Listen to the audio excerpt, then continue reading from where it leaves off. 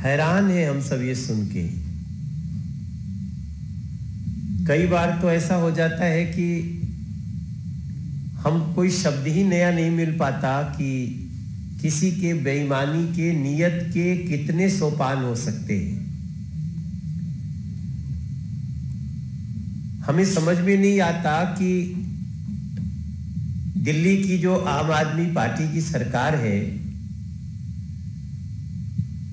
वो कैसे ये सोच सकती है कि सरकारी खजाने से हम अपने राजनीतिक पार्टी का चेहरा चमकाएं, अपना चेहरा चमकाएं। स्वयं अरविंद केजरीवाल जी अपना चेहरा चमकाएं और वो पैसा सरकारी खजाने से निकले और सुप्रीम कोर्ट की बनाई कमेटी के निर्देश के बावजूद वो पैसा नहीं जमा करना है। ये सब कुछ सुन करके दिल्ली के जो झुग्गी में रहने वाले लोग हैं, जो लोग गंदे पानी से परेशान हैं, जो लोग अपने कॉलोनियों में टूटी फूटी सड़कों से परेशान हैं, उनको क्या गुजरेगी कि सरकार सरकारी खजाने से आम आदमी पार्टी की सरकार पैसे निकाल करके राजनीतिक पार्टी पे खर्च कर लेती है। तो फिर एक बार मन में आता है कि ये तो सही है, जिसके फितरत में ही बेईमानी हो। तो वैसे अरविंद केजरीवाल को और किसी विभूषण से क्या हम उनको संबोधित करें, कुछ बातें हम आपकी जानकारी में लाना चाहते हैं। जो आज 97 करोड़ रुपए आम आदमी पार्टी को, सरकार को नहीं, आम आदमी पार्टी को निर्देश दिया गया कि आप तुरंत इसको जमा कराएं, सरकारी खजाने में जमा कराएं। उसका भी 2 पार्ट है। और इस जानकारी के बाद भी उनकी तरफ से इतना हास्यास्पद बयान आएगा, ऐसे सारे भ्रष्टाचार के उजागर करने वाले पत्रों को वो कह देंगे लव लेटर है। दिल्ली के लोगों के दिमाग के साथ भी खेलेंगे कि इन गंभीर मुद्दों को गंभीर ना बनने दिया जाए। आज हम सब आपके माध्यम से, मीडिया के माध्यम से दिल्ली के लोगों को यह जानकारी देना चाहते हैं कि सुप्रीम कोर्ट से अपॉइंटेड कमेटी CCRGA ने आम आदमी पार्टी को आदेश दिया है 97 करोड़ रुपए जमा करना है सरकार के खजाने में। ये सारे आदेश की सारी कॉपी है।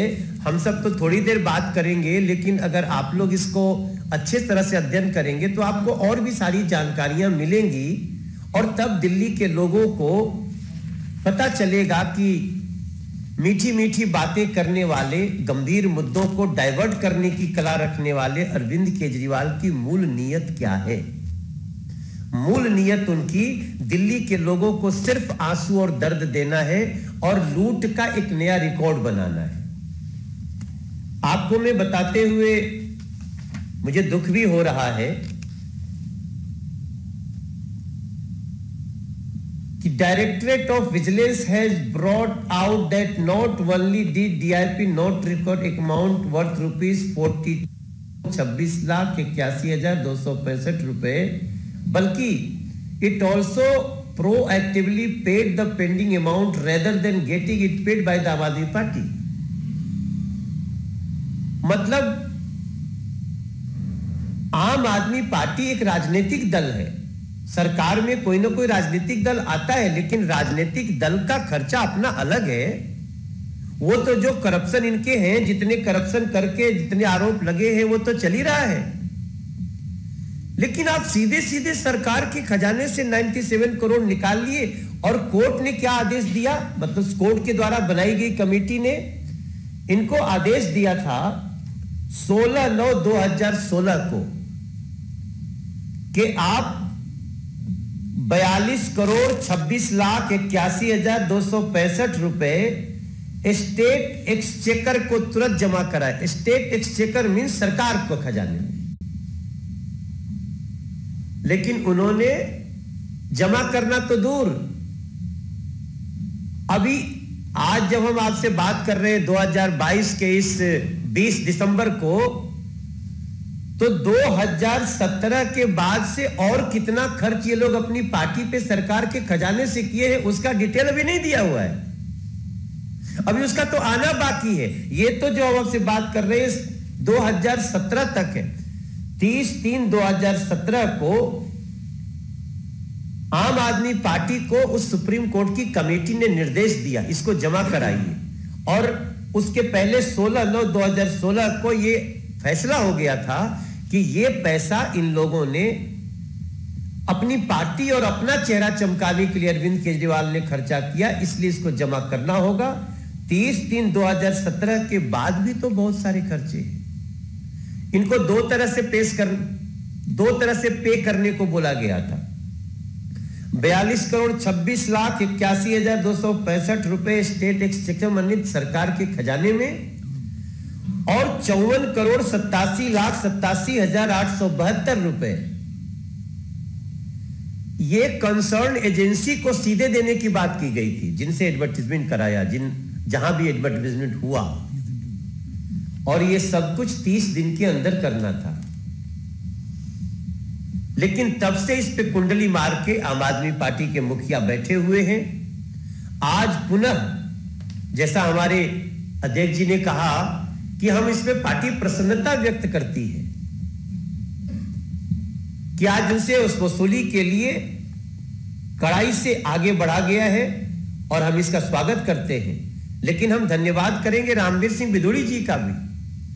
रामवीर सिंह बिदोड़ी जी नेता प्रतिपक्ष बनने के बाद इन्होंने the instant file dealing with the complaint of Shri Ramvir Singh Bidodi, Honorable Leader of Opposition, Delhi Legislative Assembly has also highlighted the issue of wasteful expenditure on advertisements by Government of NCT of Delhi. Ramveer Singh Bidhuri ji नेता प्रतिपक्ष के रूप में अपने कर्तव्यों का पालन करते हुए इन्होंने इस बात को हाईलाइट किया, पत्र लिखा, और जिसका परिणाम है कि आज आम आदमी पार्टी से 97 करोड़ रुपए 2017 तक के वसूल करने का आज पुनः प्रक्रिया शुरू हुई है। और मुझे लगता है कि भारतीय जनता पार्टी चाहती है कि ये अब विदिन 30 डेज इनसे तुरंत सरकारी खजाने में और कंसर्न एजेंसी को जमा करवाया जाए। अगर नहीं जमा करते हैं तो फिर ऐसे व्यक्ति को जो संविधान का लगातार उल्लंघन कर रहा हो इसके खिलाफ एक्शन भी लेना चाहिए। संविधान से देश चलता है। 2009-2016 दोनों में कहा गया था कि नहीं सर, आप इसको क्लियरली समझ लें कि ये 97 करोड़ रुपए आम आदमी पार्टी को जमा कराने होंगे। ये डिसीजन हुआ था 16/9/2016 को, और आम आदमी पार्टी को इंस्ट्रक्शन गया 30/3/2017 को फैसला आना और पार्टी को इसका इंस्ट्रक्शन जाना। तो इसको एक प्रकार से समझे कि 2017 से इनको कहा गया, 2017 में 30 मार्च 2017 को कहा गया 30 दिन के अंदर, मतलब अप्रैल 30 तक इनको पैसा जमा कर देना था। तो अब तो उस पैसे का बहुत सारा इंटरेस्ट भी हुआ होगा। तो ऐसी स्थिति में, और ये आपको ध्यान रहे कि ये 2017 तक का ही है, अभी उसके 2016 ऑर्डर है, उसके बाद का 2022 तक भी बहुत सारे अनियमितताओं का अभी आशा है, लेकिन उस पे अभी तक उनका डिटेल रिपोर्ट आई ही नहीं है। तो मैं आज इस प्रेस कॉन्फ्रेंस में सिर्फ इतनी बात करते हुए कि भारतीय जनता पार्टी का प्रत्येक व्यक्ति दिल्ली को लेकर के हम सजग हैं। हम दिल्ली के लोगों की सुविधाओं के लिए कदम भी बढ़ा रहे हैं और दिल्ली को लूटने वाले लोगों पे नजर भी रख रहे हैं। ऐसा काम हमारे रामवीर सिंह बिदोड़ी के पत्र ने किया है। हम एक बार पुनः मांग करते हैं भारतीय जनता पार्टी के तरफ से कि ऐसे फितरती बेईमान अरविंद केजरीवाल को यथाशीघ्र इस पैसे को जमा कराया जाए और जमा करने की जो देरी हुई है उसका इंटरेस्ट लगाया जाए और इस तरह के बेईमानी की नीयत के लोगों को संवैधानिक रूप से सजा भी दी जाए। आदरणीय श्री मनोज तिवारी जी ने बहुत ही विस्तार से आपको जानकारी दी है। मैं 12 सितंबर 2022 को दिल्ली के ऑनरेबल एसजी को मिला था और मैंने राइटिंग में शिकायत की थी। मैंने उनको जानकारी दी कि 2015 में ऑनरेबल सुप्रीम कोर्ट के नोटिस में लाया गया कि अरविंद केजरीवाल की सरकार दिल्ली से जो बाहर के अन्य राज्य हैं सैकड़ों करोड़ रुपया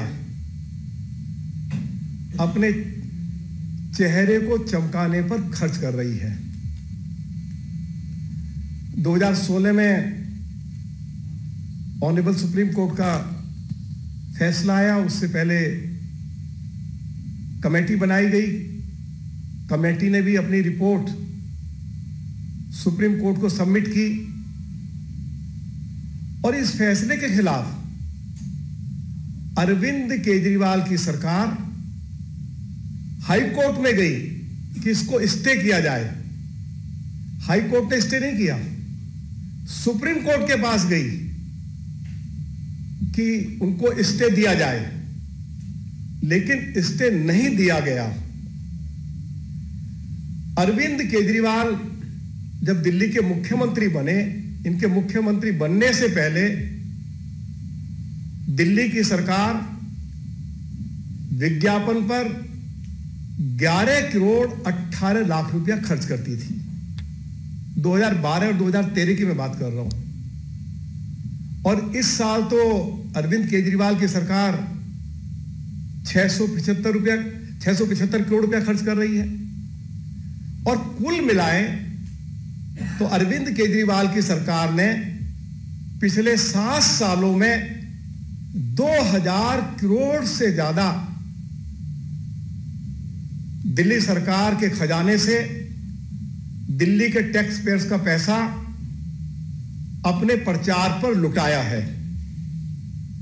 यदि यह पैसा दिल्ली में नए स्कूल्स की बिल्डिंग्स के ऊपर खर्च किया जाता या दिल्ली में नए हॉस्पिटल्स अरविंद केजरीवाल की सरकार के द्वारा बनाए जाते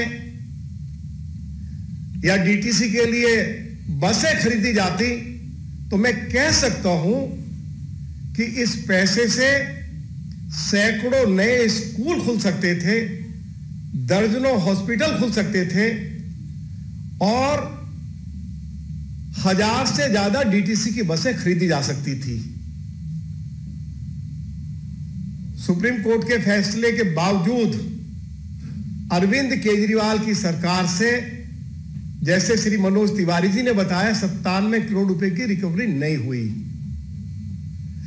मनोज जी, ये केवल 97 करोड़ रुपए की रिकवरी नहीं है, उसके बाद भी अरविंद केजरीवाल की सरकार उसी रास्ते पर चलती रही जिसका सुप्रीम कोर्ट ने नोटिस लिया कि दिल्ली के टैक्स पेयर्स के पैसे को बर्बाद किया जा रहा है।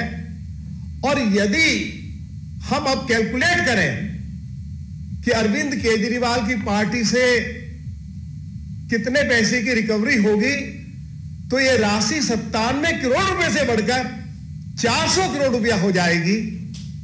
आपको यह जानकारी भी मैं देना चाहता हूं कि जो शिकायत मैंने की थी, उसी शिकायत पर दिल्ली के ऑनरेबल एलजी ने डायरेक्टर विजिलेंस को जांच करने के आदेश दिए और जो कुछ मैंने शिकायत दी उसको सही पाया गया। मैं ये जानकारी भी देना चाहता हूं कि बहुत सारी फाइल्स गुम कर दी गई हैं। आदरणीय अध्यक्ष जी बैठे हैं, मनोज जी बैठे हुए हैं। ये बहुत बड़ा विज्ञापन का घोटाला है। ये जो एजेंसी है शब्दार्थ, ये आम आदमी पार्टी के कार्यकर्ता ही इसमें कॉन्ट्रैक्ट वर्कर्स थे। अभी तो एलजी साहब ने ऑर्डर दे दिया है कि उन सभी लोगों को जो कॉन्ट्रैक्ट वर्कर्स थे या आम आदमी पार्टी के वर्कर्स थे उनको हटाया गया है। अब सरकारी कर्मचारियों को, सरकारी अधिकारियों को इसकी जिम्मेवारी दी जा रही है।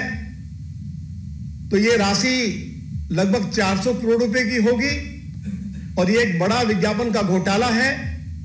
और इसके साथ साथ जो फाइल्स गुम हुई हैं, मैं ये कह सकता हूं कि जो एजेंसी जांच कर रही है उसका तो हम स्वागत कर ही रहे हैं। और दिल्ली के उपराज्यपाल ने डायरेक्टर विजिलेंस से जो जांच करवाई है और जो रिपोर्ट आई है, हम उसका स्वागत करते हैं। और मैं ये कह सकता हूं कि ये केस जो है ये सीबीआई के पास जाना चाहिए। सीबीआई इसकी जांच करे और इसमें मैं ये कहूं कि ये हिंदुस्तान का सबसे बड़ा विज्ञापन का घोटाला साबित होगा। तो मैं एक बार फिर दिल्ली के ऑनरेबल एलजी के प्रति अपनी ओर से, अपनी पार्टी की ओर से और भाजपा विधायक दल की ओर से उनका धन्यवाद करना चाहता हूं कि भाजपा विधायक दल इस मुद्दे को बार बार विधानसभा के अंदर उठाता रहा। और 12 सितंबर 2022 को मैं पर्सनली दिल्ली के ऑनरेबल एलजी को मिला, मैंने उनको लिखित शिकायत दी। उसी शिकायत पर उन्होंने डायरेक्टर विजिलेंस से इसकी जांच कराई। और अब मैं कह सकता हूं कि दिल्ली सरकार के खजाने में 97 करोड़ रुपया नहीं आएगा बल्कि 400 करोड़ रुपया आएगा। और ये 400 करोड़ रुपया जब दिल्ली में हमारे बच्चों के लिए आज स्कूल नहीं है, हॉस्पिटल नहीं है, आज दिल्ली में हमारा पब्लिक ट्रांसपोर्ट सिस्टम पूरी तरह कोलैप्स कर गया है, एक भी सरकार डीटीसी की बस नहीं खरीदी पा रही है, तो ये पैसा उसके ऊपर खर्च होगा। मैं इन्हीं शब्दों के साथ एक बार फिर एलजी साहब का बहुत बहुत धन्यवाद करता हूं। बहुत बहुत धन्यवाद। दोस्तों, विषय आप सबको ज्ञात है। माननीय उपराज्यपाल जी ने जो सुबह दिल्ली की सरकार को आदेश दिया है 97 करोड़ रुपए जमा कराने का, भारतीय जनता पार्टी उस फैसले का स्वागत करती है। और यह फैसला इस बात की भी पुष्टि करता है कि हम जो लगातार केजरीवाल पर आरोप लगा रहे हैं कि ये सरकार भ्रष्ट है, इनके मंत्री भ्रष्टाचार में लिप्त हैं, ये उसका ताजा उदाहरण है। मेरी राय में ये अमानत में खयानत है। दिल्ली के टैक्स पेयर्स का पैसा, उनकी गाड़ी कमाई का पैसा आप अपना चेहरा चमकाने के लिए करेंगे, इससे दुर्भाग्यपूर्ण कुछ हो नहीं सकता।